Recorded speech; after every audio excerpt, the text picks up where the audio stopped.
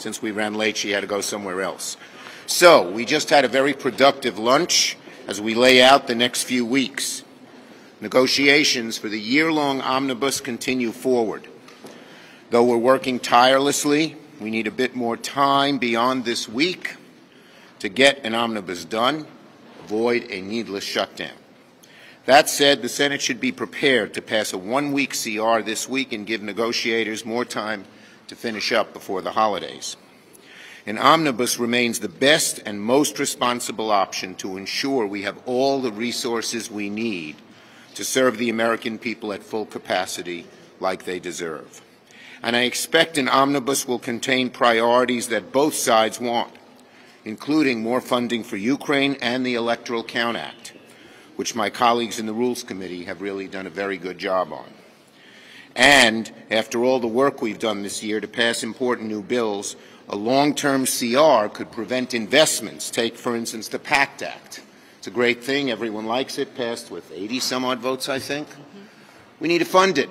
You have a CR, it won't be funded, and those veterans will be left out. Okay. So the vast majority of us don't want to see a CR, and there's absolutely no reason for it to happen. That's why the best option for American people is to proceed to an Omnibus. On judges, today we hope to confirm Dana Douglas, a distinguished public servant, will serve on the Fifth Circuit. That's covering Texas, Louisiana, Mississippi. If confirmed, Judge Douglas will be the 11th black woman to serve as a circuit court judge. That's a record, far and away, for any single session of Congress. And finally, I'd remiss if I didn't bring up the history that our country will mark today. This afternoon, I will be proudly, happily, my heart full, joining President Biden as he signs the Respect for Marriage Act into law. For many Americans in same-sex marriages or one who wish to marry the person they love, today's a day of relief and joy, but also of history. Few bills have hit home for members quite like this one. Marriage equality is not just the right thing to do for America, it's personal for so many of us and our families.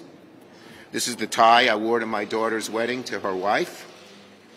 Trying to not spill anything on it, which I often do, but so far so good. And my daughter and her wife are expecting their first child, my third grandchild next spring. I want them to raise their child with all the love and security that every child deserves.